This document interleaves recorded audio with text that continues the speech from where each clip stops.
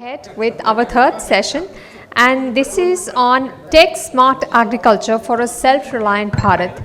This session will examine the critical role of policy frameworks, investment flows and multi-stakeholder partnerships and the role that they play in scaling AgriTech solutions and building a resilient, future-ready agricultural ecosystem in India. This session aims to identify pathways for enabling innovation through supportive regulations, strategic funding and strong collaboration between government, private sector, academia and civil society. I request everybody to please settle down. We're not taking a break and we'll be going ahead with the next session. Please put your hands together and welcome on stage our moderator for this session. Please welcome Mr. Amit Bajaj, partner, Business Consulting EY. Please give him a round of applause and welcome him on stage. He is a strategic consultancy leader focused on helping organizations drive growth, innovation and transformation through digital and business model shifts. Joining him on stage are our speakers in this session. Please welcome Mr. Samir Kumar, founder, Kheti X. Please welcome with a round of applause Mr. Dinesh Chauhan, head, Agribusiness Innovation Platform, ICRISAT. Please welcome Mr. Kaushik K, co-founder and CEO, Kheti Tech Private Limited. Please welcome Dr. Akriti Sharma, Chief Executive Officer, Pusa Krishi IARI. Please welcome Ms. Suniti Gupta, founder and managing director, Miro Digital Labs Private Limited, and Mr. Sushant Narang, senior manager, CNH Industrial.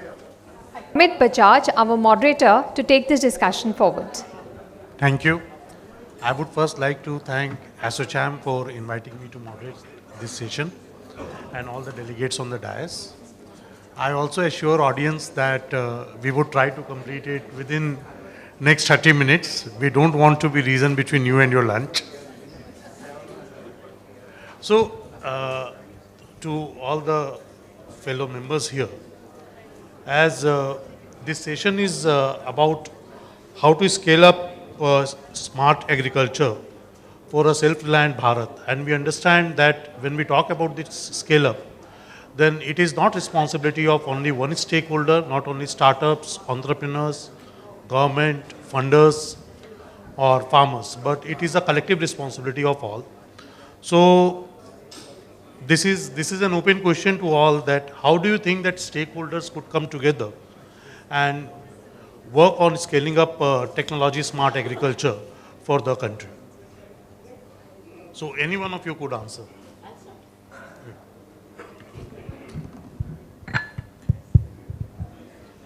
Thank you, Amit. Namaste, everyone. So I'm Suniti and I am the founder of a company called Miro Labs. It's very interesting in that in the previous sessions, people were talking about having an integrated approach. So we as a company have taken a very bold decision that we will integrate all the technologies which are required to give the farmer a healthy output. मैं थोड़ा हिंदी में भी बोलूँगी क्योंकि normally मैं farmer meeting ही address करती हूँ. खेती के जो मुख्य पहलू हैं, आपकी मिट्टी कैसी है, आपके खेत में पानी कितना होना चाहिए, आपके खेत में कोई बीमारी है, कोई पेस्ट या डिजीज़ है, अगर डिजीज़ है तो क्या आपको उसका उपाय पता है, और आगे के आने वाला मौसम आपके लिए कैसा है. So on all these 5 ऐसे काफ़ी बात हुई. We have demonstrated saving of 34 lakh liters of water per acre per season. The third thing is about pest and disease. So this was another very bold decision that our company took, that we are using a drone with a multispectral camera and we scan the field at a height of 40 meters. And we are able to exactly identify the areas which are of weak health. Now the health could be weak because of 5 reasons. Either my soil is not good, or there is a water stress, there could be a disease, or maybe the productivity is not good. So with the help of the multispectral image, I'm able to take the farmer to the right area in the field which requires attention. And another bold decision that we have taken is that along with the farmer, where you said stakeholder participation. Dr. Sumiti, I would just like to interrupt you. So my question was that how all the stakeholders would come together. I'm coming to that. So for the multispectral image, we encourage the farmer to go along with us to see what the image is showing him, to build the trust in the technology. Because ultimately, Amit, अगर farmer technology के लिए पैसे नहीं देगा तो agritech company का survival आगे कब तक वो फंड के ऊपर नहीं. तो हमारा फोकस ही यही है कि हम फार्मर को एनकरेज करें कि तुम टेक्नोलॉजी समझो, जैसे तुम आगे जाके उसके लिए पे करो. More I can answer a little later in the interest of time. Ma'am, please. Thank you so very much. I am Akriti Sharma and I represent Pusa Krishi Indian Agricultural Research Institute, IRI Pusa. This is an incubator of IRI, and regarding the question that you have just asked, coming along with all the stakeholders who are working in this ecosystem, so we have tried to demonstrate that, and we understand that whether that is a research institution like IRI, that is one part. The entrepreneurs which are coming to our incubator for getting the technical mentoring, getting the technical support, business mentoring, and funds, of course, that is the second stakeholder. The third one is farmer, and the fourth one is, of course, the corporates who are in plenty in this hall. So what we do is through our incubation programs, because we understand that any startup who's going to the farmers without any, and it was mentioned in the previous discussions also, the trust factor is something which is not letting the startup, deploy their technologies over there in the farmer's field. So that is something where the research institutions like PUSA play a very important role. So we go with the startups to the farmers through various ecosystem partners like Social Alpha, Syngenta Foundation, EIP, Samunati. They all are ecosystem partners with whom actually we go to the farmers' places where we try to get the technologies of the startups deployed over there.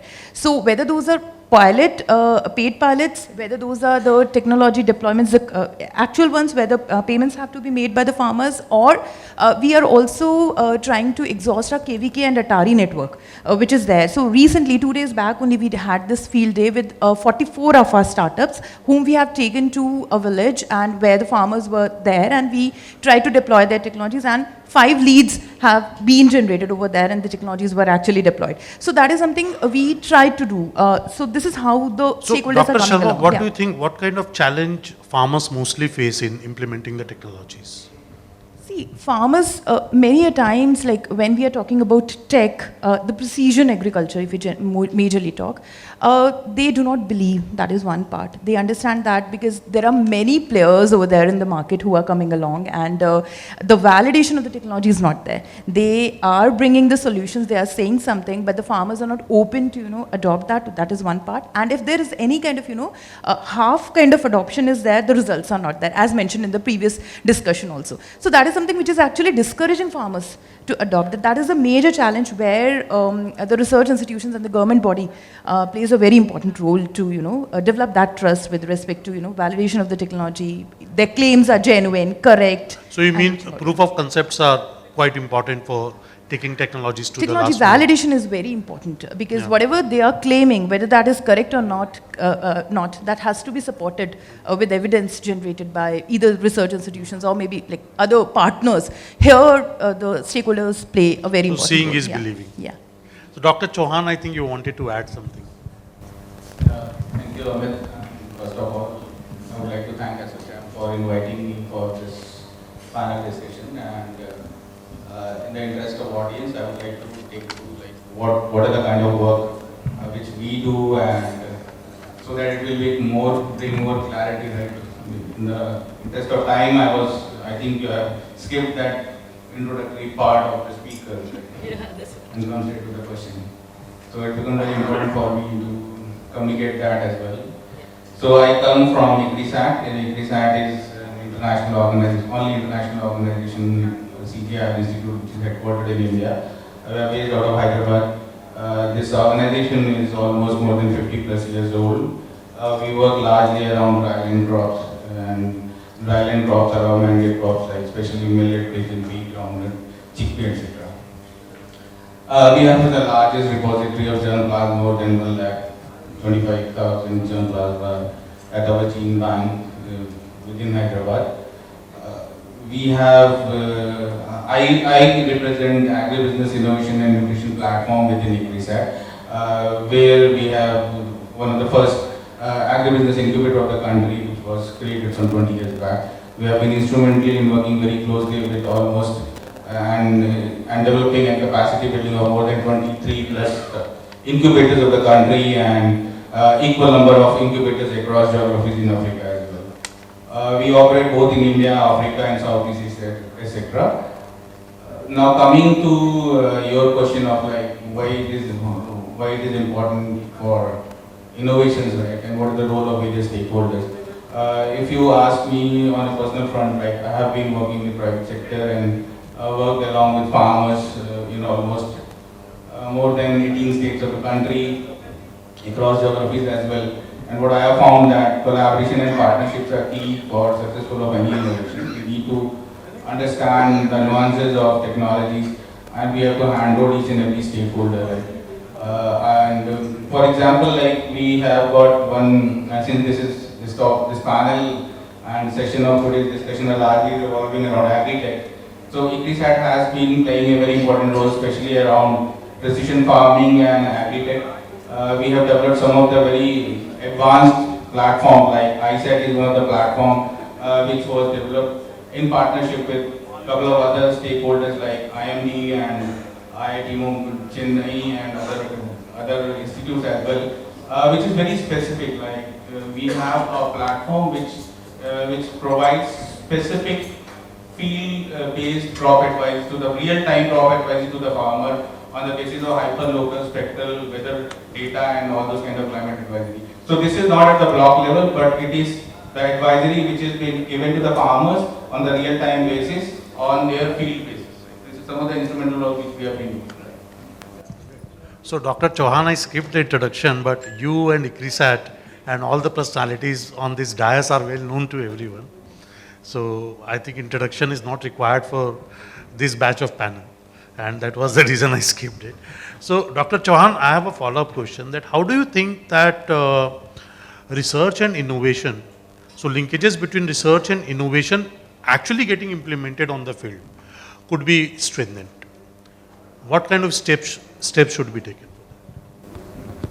You see, research and innovation, we have seen that if I talk about the research which we have been doing, or we have used so many hundred numbers of varieties, and we also at times feel that there are a lot of innovations which are not going to the actual user, right? Or maybe we do a lot of work just for the purpose of doing the research in the laboratories or for our own academic purposes.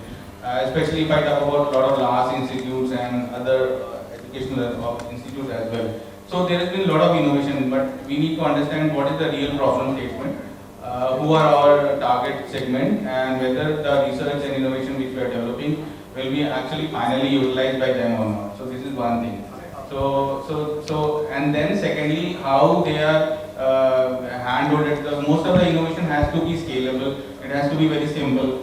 It should not be very complex for adaptation and all. So if you are coming up with an innovation which is very easy, simple and adaptable, I think it is much easier to scale those kind of innovations. We need to work very closely with our end users, like what is exactly their pain point, what exactly they want, and then we have to build up solution according to that. So as long as the innovation is very simple and usable format, मैं समझता हूँ कि अगर वो usable format में होगा और बहुत सिंपल होगा तभी वो स्केलेबल होगा, और अगर कोई इनोवेशन है और अगर वो स्केलेबल नहीं है तो then it doesn't serve the actual purpose for which it has been created. So we need to work around all those things, how to make it very simple, how to make it scalable, how it can be more adaptable. So we need to, all the researchers have to work very closely with their end user. So if we do those kind of things, then it becomes very easy. And commercially it has to be viable for everyone. So if it is not commercially viable, then it will not be scalable. So you reminded me of my maths teacher during his school time. He always used to say that we Indians have a habit of making everything complex. So things could be solved very simply. And Samir, as you work on a lot of AgriTech innovation, how do you think that inclusive AgriTech innovation could be taken to the mass? And how could those be more inclusive? We, over the past 2 years, have taken baby steps. We are primarily into remote sensing, GIS, so everybody knows about those things. But there is still a major section who still feels कि remote sensing पता नहीं चलता है, नहीं satellite से क्या देख रहे हो, क्या data आता है, पता नहीं क्या है. तो हमने कहा कि ठीक है, let's identify product, work on it. So we identified a product call foxnut, makhana, हर कोई खाते हैं. तो हम लोग उसको प्रैक्टिकली रिमोट सेंसिंग के थ्रू यूज़ कर रहे हैं. क्रॉप को ट्रैक करते हैं, क्रॉप हेल्थ मॉनिटर करते हैं, क्रॉप स्ट्रेस को आइडेंटिफाई करते हैं, और कुछ पर्टिकुलर एरियाज़ में जो क्रॉप स्ट्रेस के एरियाज़ में वहाँ पर ड्रोन पे स्प्रेइंग भी कर रहे हैं. तो फार्मर्स को हम एंड टू एंड सोल्यूशन दे रहे हैं, उसके प्रोडक्ट्स को भी बाय बैक कर रहे हैं, सेल भी कर रहे हैं एट अ स्मॉल स्केल, जितना पॉकेट में पैसा है. सो एक्चुअली डेटा जनरेट कर रहे हैं और उसको फिर ग्राउंड पे डिप्लॉय कर रहे हैं. So there is a need, farmers are in need of those solutions. और साथ ही साथ जो नया टेक्नोलॉजीज, वो उसको पे नहीं करेंगे. आपको आइडेंटिफाई करना होगा कि किस मीडियम के थ्रू हर कोई उसको कमर्शियली वायबल करता है. सो हम कोई भी टर्म यूज़ कर लें, it has to be viable. तो हर किसी को वो स्वीट स्पॉट आइडेंटिफाई करना है कि कहाँ से रेवेन्यू आएगा, कहाँ से सस्टेनेबल होगा, and all those things. So I will move to Kaushik because he and his team are working on climate smart technologies. So as we heard from Dr. Chauhan and Samir also, that how we could be farmer centric and how technologies could be such that it is easy for farmer to adapt. So how you think that technologies could be climate smart, could be beneficial for the field, as well as could be such which are easily adaptable. So what kind of measures should be taken for that? Great, yeah, thank you. I think in that question there's a few questions before that. I think first is that who is the farmer, right? When we say, which farmer, which location, whenever we say we want to design for scale and something that can get democratized, this question becomes the most complex one, because agriculture in India changes, sometimes every 50 kilometers. The farmer's profile change and their needs change. So definitely I think the idea of being proximate to farmers is important, which is, we call it like, nothing for farmers without farmers. If farmers are not involved, then what do you build for farmers? But it also becomes a problem of customization while building scalability. So how do you really define for that? So I think that's one of the biggest constraints. For a designer, I think Indian agriculture is a very interesting problem because it's always a problem of constraints. Affordability, you have to make it as low cost as possible. Customized, you have to make it as customized as possible. But at the same time, you have to make it scalable because of very low margins. So I think all of those go hand in hand. But there's a few principles I think we follow. First is that farmer centricity, as we talked about it. But the second is affordability is the main challenge when we look at any kind of technology getting to the last mile. And you mentioned climate smart, but climate smart for us also means it's not a single variable optimization problem. There are at least 3 problems you have to solve in agriculture. Every technology has to solve, if not more. You have to make income for farmers, because without viability, somebody mentioned, nobody will buy it. But you also have to reduce climate risk, because climate risk is going up. You also have to make farming more sustainable. We've talked about it multiple times today, is that agriculture has a two-way relationship with climate. So affordable, climate smart, which is 3-pronged. You have to solve 3 problems at once. Simple, because while farmers are smart, somebody said farmers might not be smart. No, 100% farmers are smart. But it's the same as any other consumer. If you have a complex solution, nobody's going to engage with it. As simple as possible. And the fourth, I think people already talked about it, but I'll not repeat it, is the V is above the I. You can't solve all the problems yourself. Like you said, like your math teacher said, agriculture is complex, but we don't have to make it complex. It will become simple as long as you reach out to other people who are doing adjacent problem solving and partner with them. So I think I'd say those concepts together is what I think makes climate smart technologies reach the underserved farmers. Would you also like to add how to make technologies more inclusive? Yeah, I would say, I think similar concepts, and I'd say if I were to go one level below of how to make it inclusive is I think, as we involve, somebody talked about it in the morning as well, I think it was for the gentleman from Arya, is don't adapt something that is sort of accepted in the Western world directly into, India.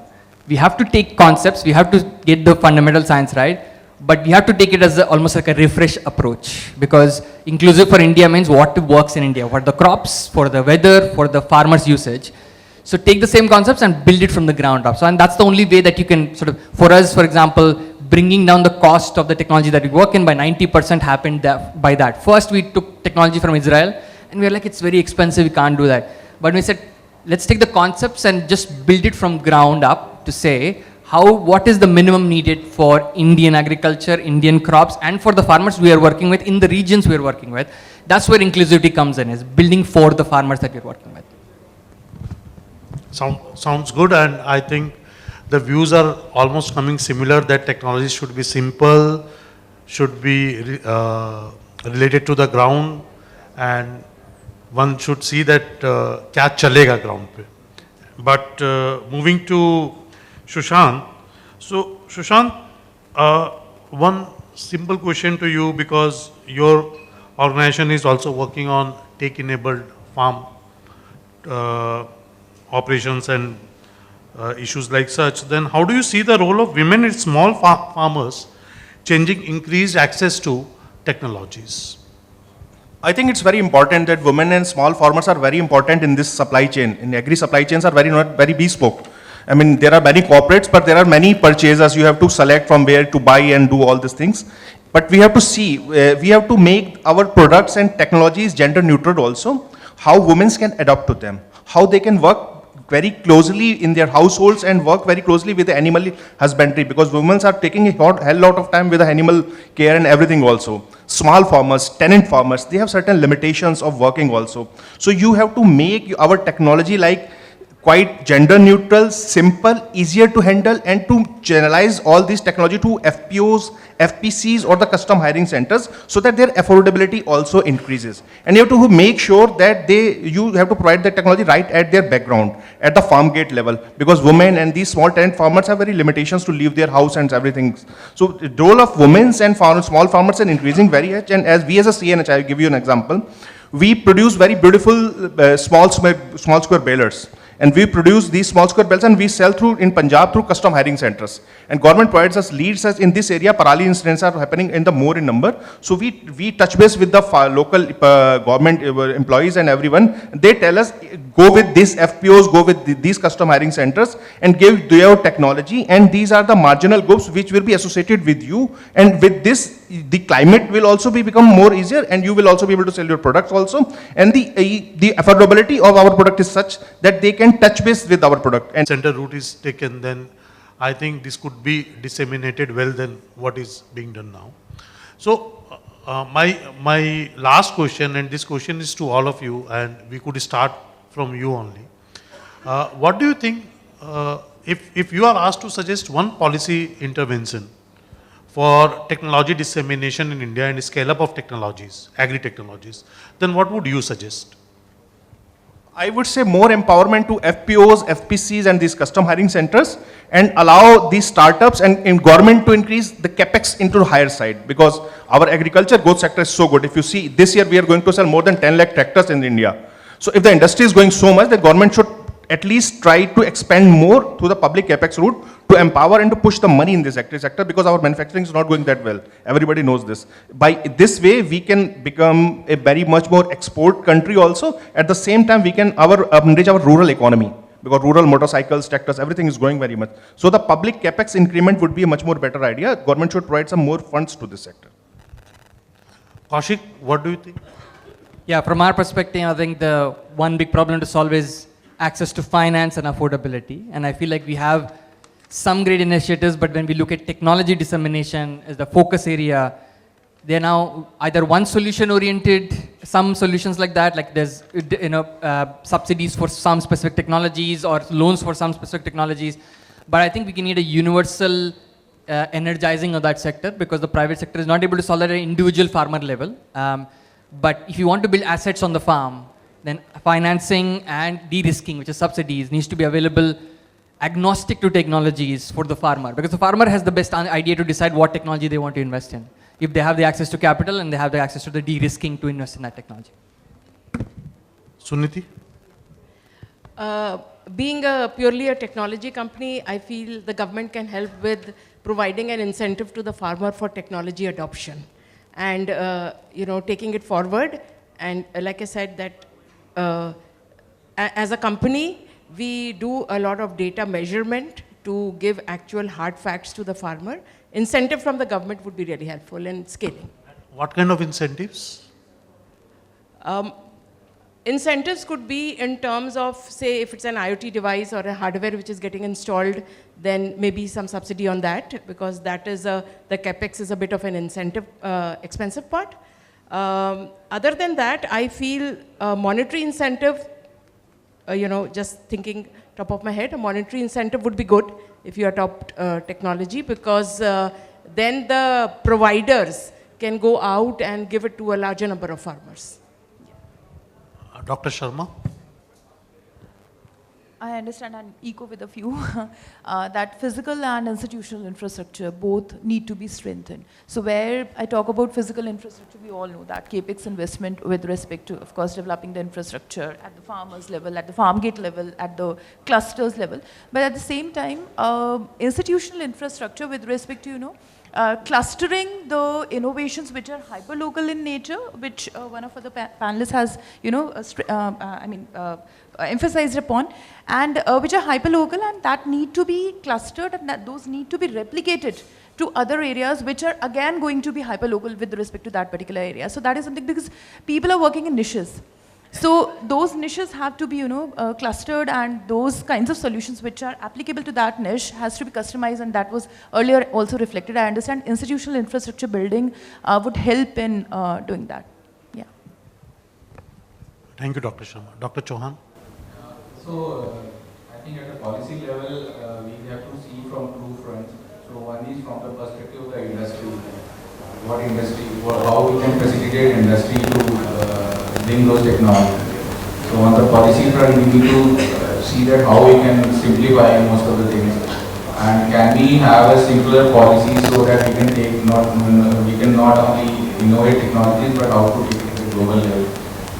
We see when we work globally as an international organization, we see there are a lot of policy related issues. We delay a lot of things if we want to do at an international level. Similarly, as a reverse process also. And we can see some of the best practices which are adopted in other jobs and how they have scaled up. Right? So by just simply having simpler policies, submissions and all. And finally, all these things will help to enable farmers to grow. So Dr. Chauhan has a big focus in making everything simple, and that is very true, because if things are not simple, those are very difficult to adapt. And Samir? So our viewpoint is crop insurance. फसल बीमा को बहुत in depth होना चाहिए. जो crops को नहीं भी कवर किया जा रहा उनको कवर करना चाहिए. नंबर 2, गवर्नमेंट सब्सिडी देती है मशीनरीज खरीदने के लिए, ट्रैक्टर्स, कुछ भी चीज़ों के लिए. एक स्कीम होना चाहिए गवर्नमेंट का जहाँ पर वो L1 वाला टेंडरिंग वाला फंडा ना हो.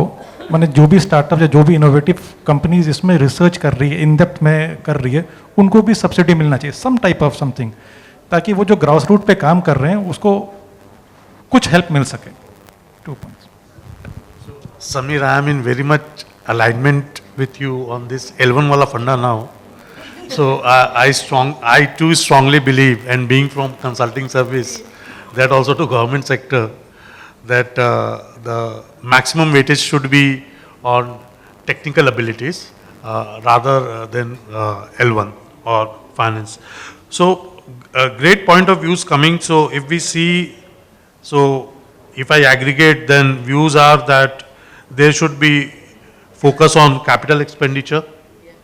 Then there should be initiative towards how to increase access to finance for farmers and technology users. Excuse me. Maybe in terms of subsidy, incentives, or other measures, interest subvention or other measures. Then how to make policy making and policies simple, how to increase the turnaround time of decision taking and policy launch and implementation. Also, how to look at both kind of infrastructure, physical infrastructure and institutional infrastructure, so that overall ecosystem could be developed. And then finally, I would again repeat that tender should not be L1, more focus on technical qualification, and more crops could be taken under Fasal Bima Yojana. So I would request ASSOCHAM AgriTech to take this to policy makers during their next workshop and stakeholder meetings, which they generally do. And I would thank all the delegates for their time today and being present here today. You have very valuable insights. Thank you.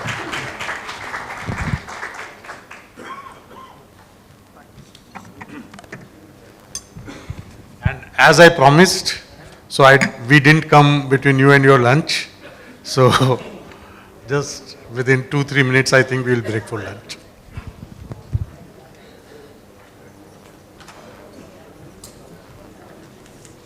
Thank you. I request all our speakers to please come forward for a group photograph. We will now slip into a 45-minute lunch break. I request all of you to take this time.